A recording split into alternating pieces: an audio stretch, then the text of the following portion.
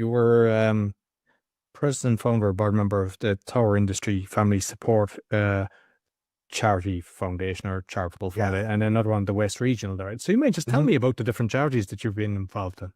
Well, number one, we anybody in business who's had any degree of success has an obligation to give back to the industry that they participated in that gave them virtually everything they have. And my opportunity came early with what we call the Tower Family Foundation. And you can find that towerfamilyfoundation.org. And we care for the families of fallen or seriously injured tower workers.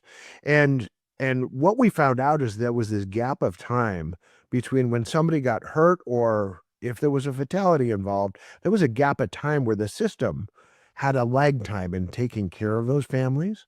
So we said, hey, we can solve that. And so within 7 days of an accident, we cut a check to that family. And then we don't disclose their name or anything like that because we don't want people to go asking this family who's grieving and especially they're at their most vulnerable time that they'll probably ever experience.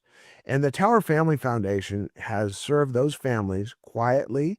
And we've given away, I think, over a couple of $1 million now to families who've been deeply impacted by someone getting hurt on a job site that serves your cell phone and my cell phone and communication towers that are public safety related and microwave towers and TV and radio stations. All of communication in our world is serviced by towers. These tower workers had no one to take care of them in that small gap of time.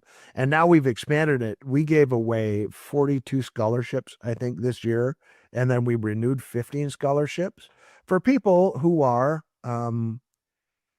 classically coming from a blue collar family or even need scholarships where dad's not there anymore and where we can step in and help pay for college or a trade school to come alongside, families again. And so that has been one of the most gratifying. Also, there's the National Wireless Safety Alliances, which I also founded, and the NWSA established opportunity for our workers in our industry to get credentials with professional credentials that allow them to say, hey, I earned this the hard way and I took a test and then I took, in some cases, a practical examination to show that I can do this work.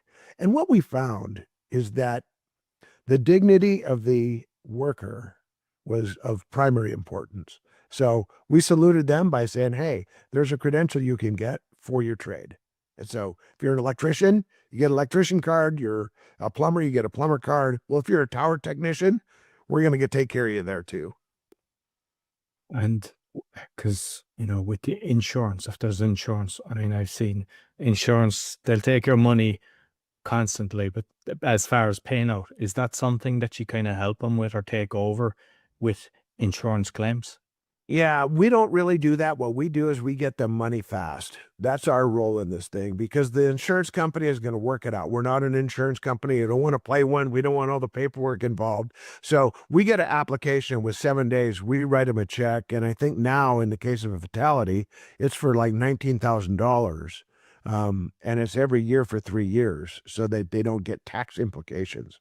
And so we do have a dramatic impact on them. We don't make it any better. If you lose a dad or if you have a serious injury with a mom that comes from an accident on a tower, we can't make that any better, but we can make it suck a little bit less. So, I mean, that's a pretty rude way to put it, but we are impacting families of the people who, spend time doing what we do.